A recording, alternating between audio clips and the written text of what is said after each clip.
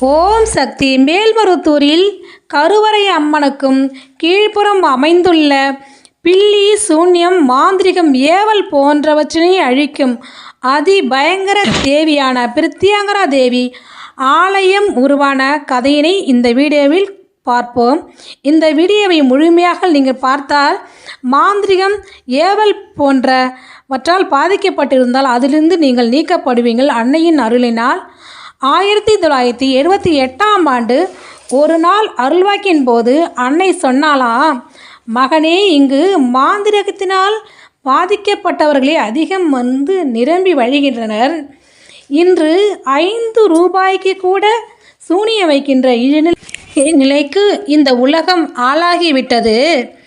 அதனால் கீழ்ப்புறம் உள்ள குளக்கரையில் அதற்கான தெய்வத்தை வைத்து பிரதிஷ்டை செய்துவிடு என்று கூறினாளாம்.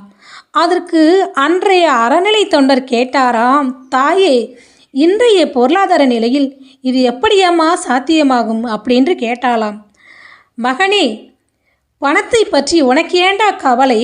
அதற்கான நாள் வரும், பணம் உன்னை தேடி வருண்டா, உத்தரவு என்று அன்னை கூறிவிட்டாள். சில நாள் கழிந்து விட்டது.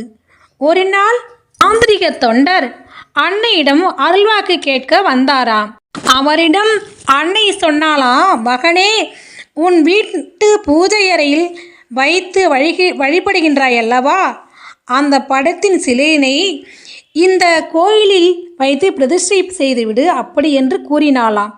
அதற்கு அவர் கேட்டாராம், தாயே, என்னுடைய பூஜை அறையில் பல விக்கிரகங்கள், பல்வேறுபட்ட படங்கள் வைத்து நான் வழிபடுகின்றேன். நீ எதை தாயே குறித்து கூறுகிறாள் என்று சொல்லுங்கள் தாயேன் என்று கேட்டாராம். அதற்கு அன்னை, பில்லி, சூன்யம், மாந்திரிகம் இவற்றையெல்லாம் அழிக்கும் அதிபயங்கர தேவியான பிரத்யங்கரா தேவி வைத்தின் படத்தினை வைத்து வழிபடுகின்றாய் அல்லவா, அதனை சிலையாக செய்து கருவறையின் முன்புறம் சிறிய கோயில் அமைத்து அதில் பெரிய மேடை வைத்து அந்த மேடையில் 10 நாட்களுக்குள் நீ பிரதிஷ்டை செய்துவிடு, உத்தரவு மகனே என்று கூறிவிட்டாளாம். வெளியே வந்த அந்த அன்பர், என் வீட்டில் வைத்து வழிபடும் அந்த படம் தமிழகத்தில் எங்கும் கிடையாது. நான் சிங்கேரி மடத்திலிருந்து அந்த படத்தினை கொண்டு வந்தேன்.